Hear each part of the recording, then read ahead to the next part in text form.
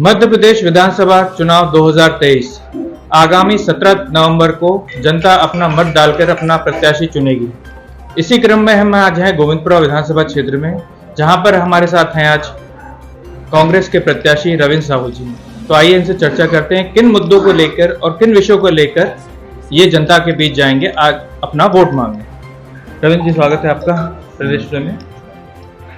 रविंद्र जी, बताइए किन मुद्दों को लेकर और क्या पिछड़ापन रह गया है इस विधानसभा में जिसको आप लेकर आगे जाएंगे जनता के बीच में। सबसे बड़ा जो विधानसभा में पिछड़ा गई जो हमारी विधानसभा शिक्षा को लेकर, शिक्षा और बेरोजगारी। बीएचएल भेल ठेका श्रमिक यहाँ पर बहुत सारे हैं, 8 से 10 हज़ार जिनकी संख्या है।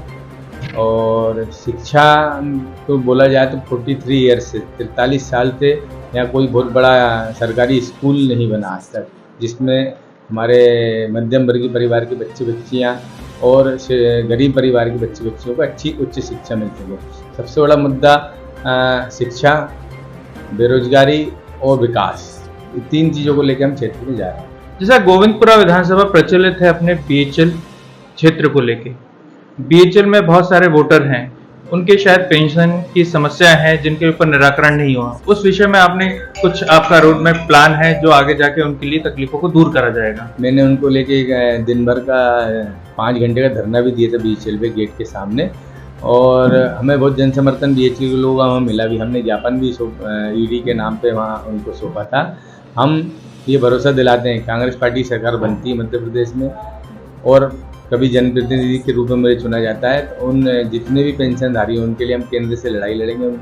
और रही बात ठेका श्रमिकों की, जो बेचारे 8,000 रुपये की सैलरी जिसमें 2,000 रुपये कोई भत्ता बीएचएल काट लेती, 6,000 रुपये में उन्हें परिवार चलाना पड़ता, उनके लिए भी हम जो सरकार ने निर्धारित किया उतनी पेइंग कैपेसिटी करके उनको पेमेंट सैलरी दी जाए, जिससे उन गरीबों का घर चल सके इस महंगाई के दौर में। देखिए, औद्योगिक क्षेत्र है बीएचएल क्षेत्र में, जो एक आजकल बहुत पिछड़ा माना जा रहा है, उसमें लोग रह भी रहे हैं और अन्य व्यवसाय कर रहे हैं, मगर औद्योगिक क्षेत्र उतने डेवलप नहीं। एक ही विधानसभा है जहाँ पे औद्योगिक क्षेत्र है अपने, तो वो डेवलप नहीं है, जो शहर में भी है मगर उसका विकास नहीं हो रहा है। तो उस क्षेत्र में आपके क्या विचार हैं, आगे जाके उसको कैसे डेवलप करा जाएगा और अपनी बातों को कैसे रखेंगे? पूरे इंडस्ट्रियल एरिया को एक अलग, जैसे कहते हैं ना, फॉरेन में आप जाएंगे तो इंडस्ट्रियल एक हब बना दिया जाता है, वहाँ ओनली फॉर इंडस्ट्री। लोग जो रहवासी लोग रह रहे हैं उनसे सबसे बात करके हम वहाँ पर एक हब बनाया जाएगा, जिसमें पूरे प्रदेश में पूरे देश से इंडस्ट्रियों से सरकार के द्वारा, आदरणीय मुख्यमंत्री कमलनाथ जी के द्वारा चर्चा करके वहाँ एक अलग से हब बना के वहाँ पे लोगों के लिए रोजगार के लिए व्यवस्था करने के लिए कोई नया प्लान, क्योंकि हमारे कमलनाथ जी का विजन बहुत बड़ा विजन है, वो रोजगार को लेके बहुत 1.5 साल में उन्होंने काम भी बहुत किया। तो उन्हीं के विजन को लेते हुए हम उनसे निवेदन भी करेंगे गोविंदपुरा एक बिजनेस हब बनाया जाए, जैसा इंदौर में है। इंदौर के पास में एक बहुत बड़ा इंडस्ट्रियल एरिया, ऐसे एक भोपाल का गोविंदपुरा एरिया को अलग से एक हब बनाया जाए, जिससे यहाँ रोजगार को लोगों तक पहुँचा सके। गरीबों, जो गरीब बेरोजगारी ज़्यादा, गोविंदपुरा में 10,000 युवा बेरोजगार है, उनका पूरा डाटा है मेरे पास। अच्छा, जिनको हमने सर्वे कराएगा, ये 10,000 युवा बेरोजगार हैं और वो कभी भी आत्महत्या की ओर आकर से उत्साहित भी हो सकता है। हमने समझा रखा है उनको कि नहीं, कांग्रेस सरकार आएगी तो हम लोग मिलके आपकी प्रॉब्लम सॉल्व करेंगे। एक तो बेरोजगारी का मुद्दा होगा, दूसरा विकास।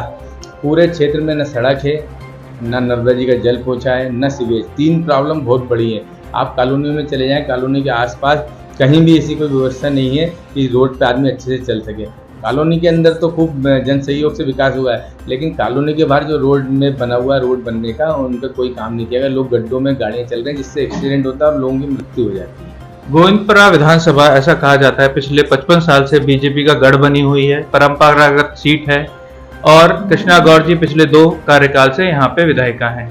तो क्या क्या उनकी कमियां रह गई थी और क्या क्या आप उनकी कमियों को पूरा करना चाहेंगे?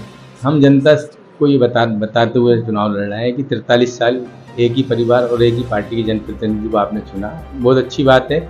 बड़ा समय होता है, आपने मुख्यमंत्री दिया, 2-2, 3-3 बार मंत्री रहे, महापौर भी आपने इसी क्षेत्र से दिया। इतना बड़ा सरकारी, मतलब सरकार की तरफ से आप मुख्यमंत्री हैं, महापौर हैं, तो इस क्षेत्र का जिस लेवल पे मुख्यमंत्री हो पद होता है, माननीय मुख्यमंत्री जी की बात तो सब सुविधा रहते हैं, कितना ही बजट वो अपने क्षेत्र में दे सकते हैं। तो एक्चुअल में जनता के साथ छलावा किया गया है।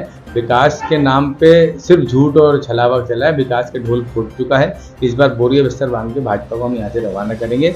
पूरे क्षेत्र की जनता को ये बताएंगे कि कभी कांग्रेस पार्टी को आप चुनते हैं, हमारे कमलनाथ जी मुख्यमंत्री बनते हैं और आप मुझे जनप्रतिनिधि के रूप में चुनते हैं, तो 100% हम इस क्षेत्र में विकास की नई उपलब्धि बना के एक नया इतिहास रचेंगे।